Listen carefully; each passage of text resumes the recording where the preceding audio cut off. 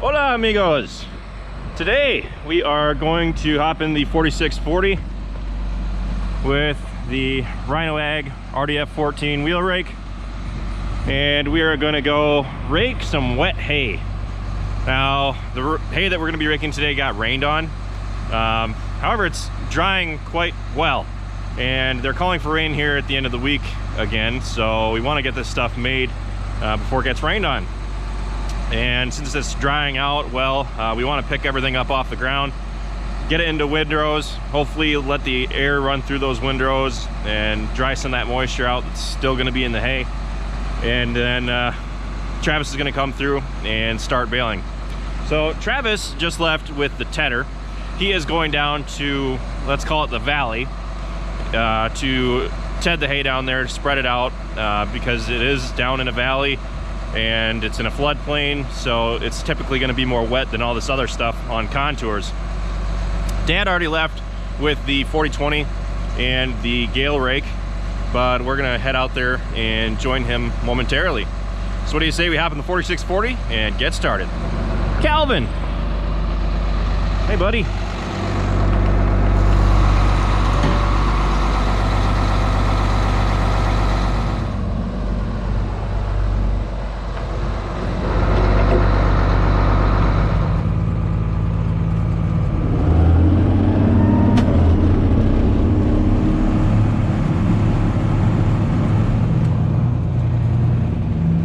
Raking my yard.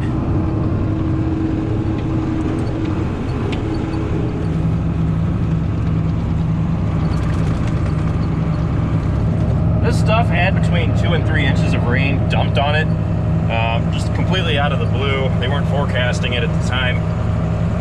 It was cut and tedded, but it seems to be pretty good hay. This is new seeding.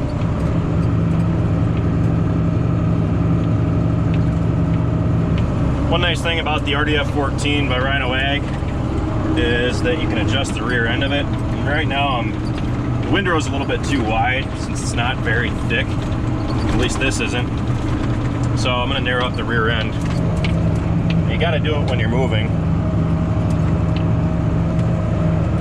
Now it's going to be making a more narrow windrow.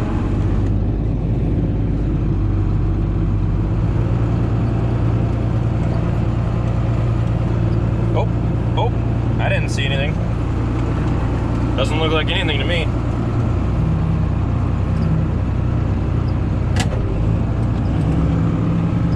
So that pond in there is back for the first time in like 5 years at least. I broke it open with the JCB this spring and I got stuck. But at least we have like a standing pond there again. It was all dried up for the longest time. I wasn't sure if that retaining pond was doing any good.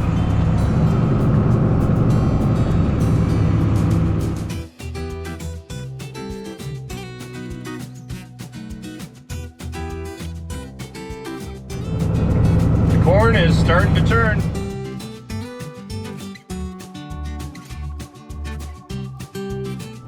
Right now, the corn and beans are going through what is known as senescence, or they're starting to go through it, which is essentially just plant death. And it's a normal part of the plant's life. It's just where the plant starts to dry down and photosynthesis stops. They pretty much shove all the nutrients that they can into the ears and they die, they dry out. Dad is heading out because he said that he broke the frame on the gale rake. Not too surprising with that thing. Pretty old, but we're gonna keep going. It's a very fine line to walk with that support arm sticking out there. Since this rake is so large, it does have 2 dolly wheels on each wing.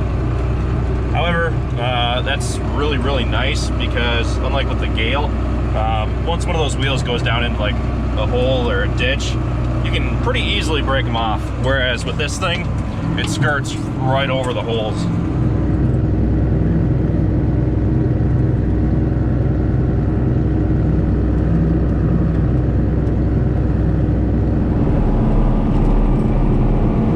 We just finished raking out of my my place, so we're gonna head down to across from Travis's farm, and we are gonna rake what is known as walkers, and then we are going to head down to the valley. Back when I was younger, this corner right here used to scare the daylights out of me.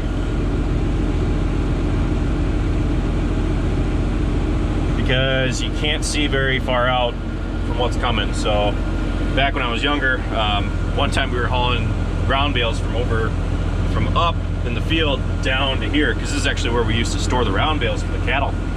And we were moving the tractor, using the tractor to move the bales back and forth. And I came down here, and the very first time I did it, it just scared me because the traffic's always coming, and when you pop the clutch, it's just, I was afraid that I was gonna kill it right out on the roadway. And even right now, I mean, it's one of those things that still kind of bothers me, but what I've learned to do is sometimes I'll start over on that side and I'll just slowly ease my way up onto the road when I'm going that way. It's a little bit more difficult trying to pull out going that direction, but I gotta go over and rake the small field right there, and then the bottom way off in the distance over there. YOLO.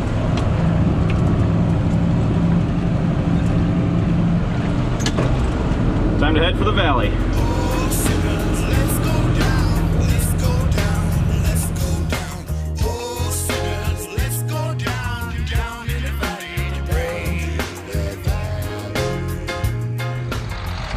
We are down in the valley now.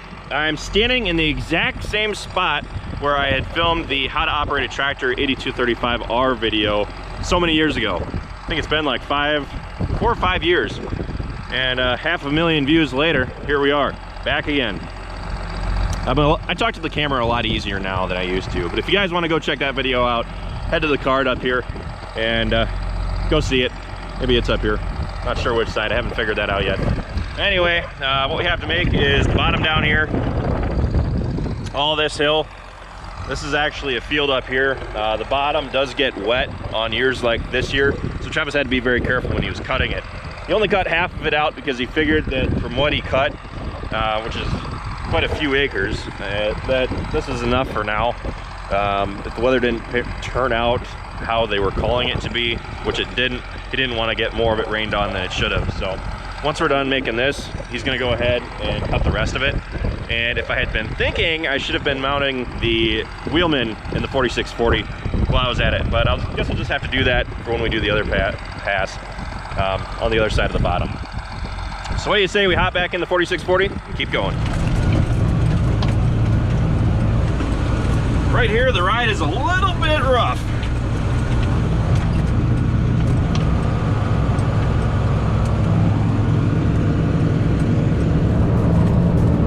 Now those are some monster windrows.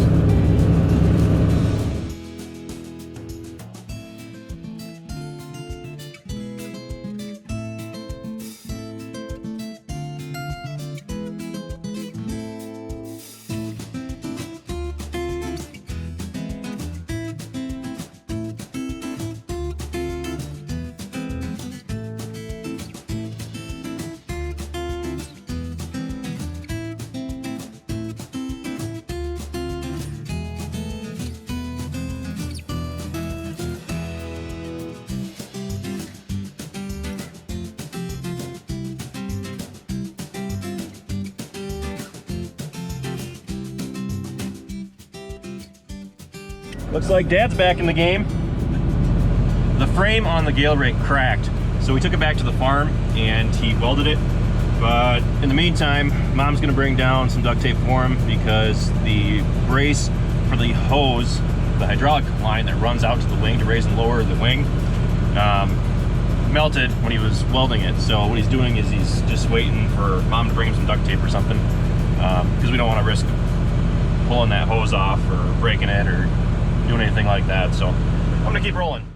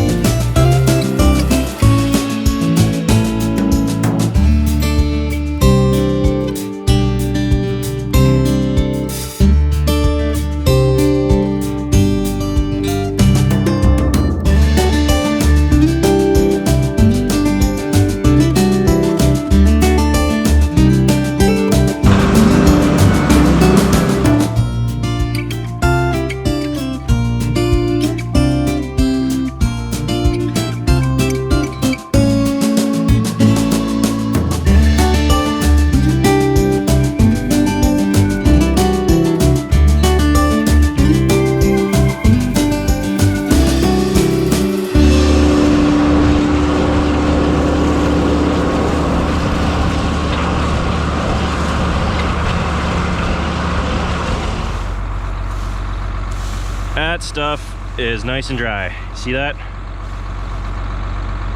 Look at that. That's gonna be some good quality hay.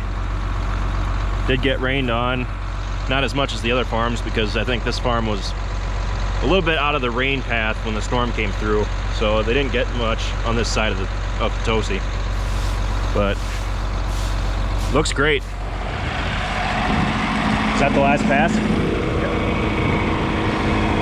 Doing that another time, or tomorrow maybe? Okay. Do you take the tractors back, or do we leave them here? We'd rather take this one back. We won't use this again tomorrow. We're about rolling that with the hitter. Parking it there. Okay. Sounds good. We just finished. We didn't do the bottom yet. We're gonna save that for tomorrow. Being as that the sun is going down, and the longer it sits, the better before we roll it up. So now we're gonna take this tractor to another farm, and then Dad and I are gonna take the 4020 back to Rockville. Tally ho!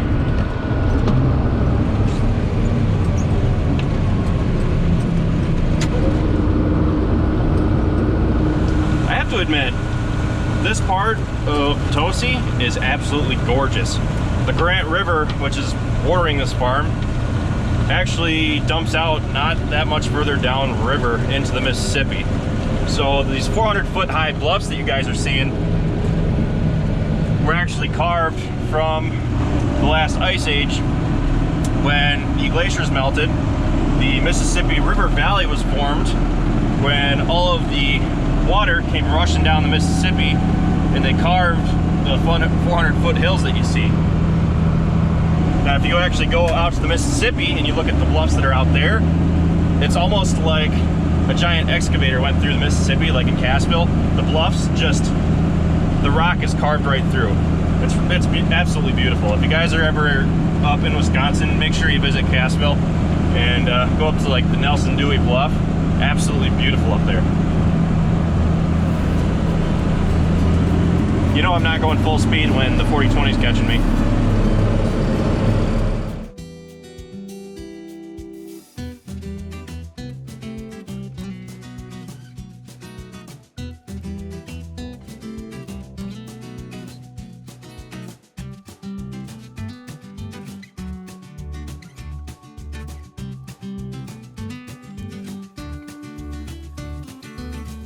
What, you want out or something? You want out, Rocky? What? Huh? So that is it for raking today. Tomorrow we are going to continue with the 46, which is why we brought the 4020 back. We aren't going to rake with the 4020 because what I'm going to be raking tomorrow is very heavy, and the gale rake cannot handle a lot of, or doesn't have a big hay capacity, let's say. Basically, if it's too thick, it just kind of scrapes over the surface. So anyway, Rocket, what do you say? Is that enough for today? Travis bailed this out at my place, but he's going to continue down in the valley tomorrow. With that, thanks for watching this video, guys. Be sure to check out all of our other videos. Be sure to like, comment, and subscribe. And be sure to check us out on Facebook, Instagram, Twitter, and Snapchat, all how farms work. And don't forget to activate the notification bell to receive notifications for when we post new content. All right, Rocket, let's call her a day.